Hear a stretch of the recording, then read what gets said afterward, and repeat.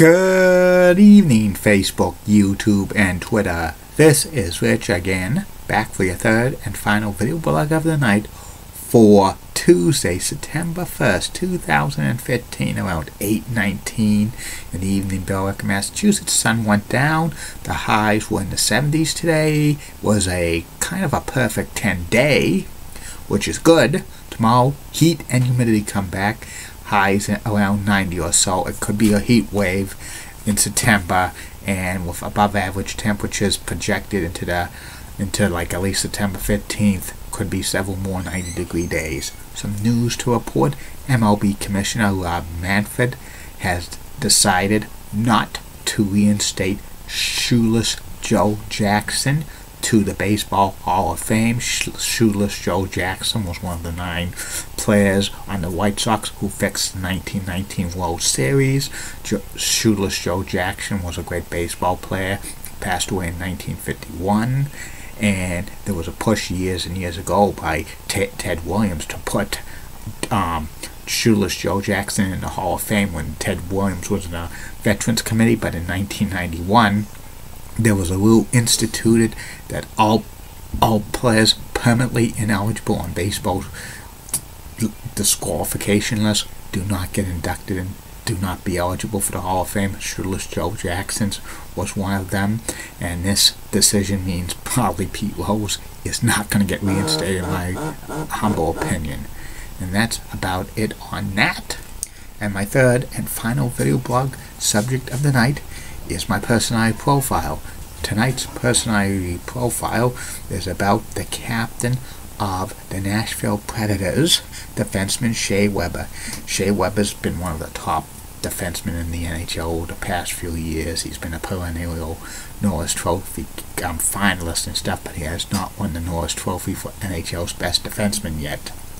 Shea was born and he grew up in British Columbia, and he started to play hockey at the age of 6, and during the years of him being in youth hockey, he switched from being forward to the defenseman during his Baton hockey years.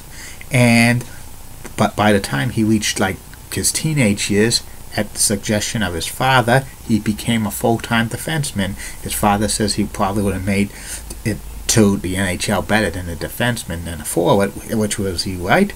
He played junior hockey for the Sycamores and Caruso of like the Western Hockey League, and he was drafted by the Predators in the second round of the 2003 NHL entry draft, the 49th overall, and he played junior hockey, and he was named like to the 2004 Memorial Cup All-Star team. He was one time Western Hockey League West All-Star first team, one time West WHA West second All-Star team. He was a finalist for the Bill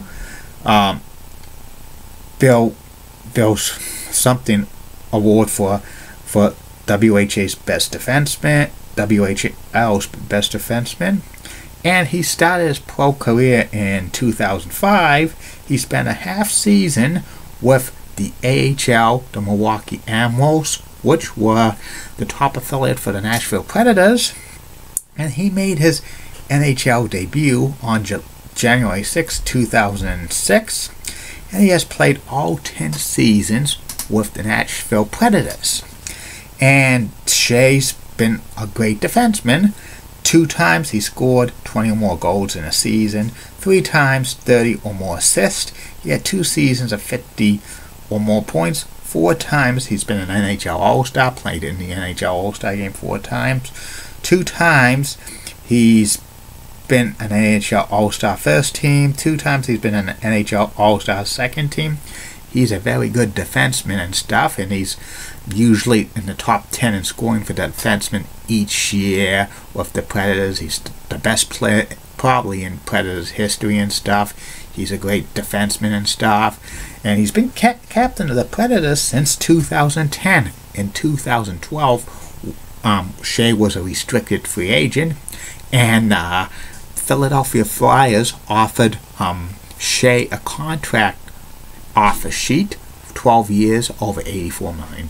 They thought Nashville would not match it, but to their surprise, Nashville matched it, and it was a big blow for the Flyers because they thought like Shea Weber would be an anchor for their defense for years to come, because they thought Shea Weber was kind of like a franchise player to help the Flyers maybe build into a Stanley Cup contender, but it was the Flyers' loss. And the Nashville Predators have been like a kind of a scrappy team since Shea Weber's been on them. They play real good and stuff. They're like a defensive team when Barry Trotz was the coach, and like Shea Weber's played in a lot of games. He hardly misses any time due to injuries and stuff. And he's never won a Norris Trophy yet, but maybe one of these days he will. He's going to, in my humble opinion, because he's probably the best, one of the best NHL defensemen, and he's kind of overlooked because Nashville is not a major hockey market, but it's getting a steady fan base, and Shea Weber's like kind of the biggest star on the team, and he's like he's like career stats. Like 146 goals, 246 assists, 392 points in the regular season, 10 goals, 11 assists, and 21 points in the playoffs and stuff. He's won 2 playoff series with the Nashville Predators and stuff. Nashville Predators, like year in and year out, are like make the playoffs, or they like just miss the playoffs and stuff. And also Shea's been on 2 Olympic gold medal winning teams for Team Canada, 2010, 2014, and if Shea puts up great numbers for several more years, he could be a Hall of Fame candidate and stuff like that. And he was number 6 for the Nashville Predators.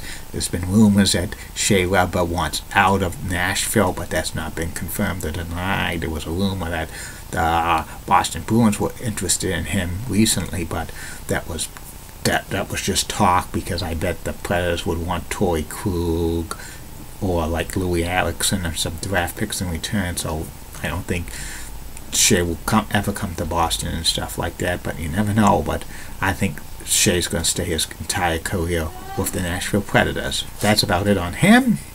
That's about it on these video blogs of the night. Be back tomorrow, Facebook, YouTube, and Twitter. 3 more blogs coming your way. First video blog will be about the top 10 sit-down restaurants that Burlington, Massachusetts should get in the near future. Second video blog of the day is about some top candidates to replace Dave O'Brien in the Red Sox radio booth on Sports Radio WEEI to join Joe Castiglione. Dave O'Brien's moving to Nesson as a play-by-play announcer for 2016, replacing Don Orsillo. And the third and final video blog of the night will be about Nashville Predators goaltender Pekka Rinne. Lots of great stuff coming in days, months, weeks, years, and decades ahead. Keep calm, everybody. And I'm a Julie Bretton guy. Julie Bretton's now going to be one of the anchors for the News 6 in Orlando, Florida, 7 p.m. news. So congratulations to Julie. She's great. She's the best. She has the very nice legs. Ranks up there with Heidi Pratt and Molly Rosenblatt of Fox 35 Rocks. And in the words of Sean Lucha, get out. See you later. Facebook, YouTube, and Twitter. Bye.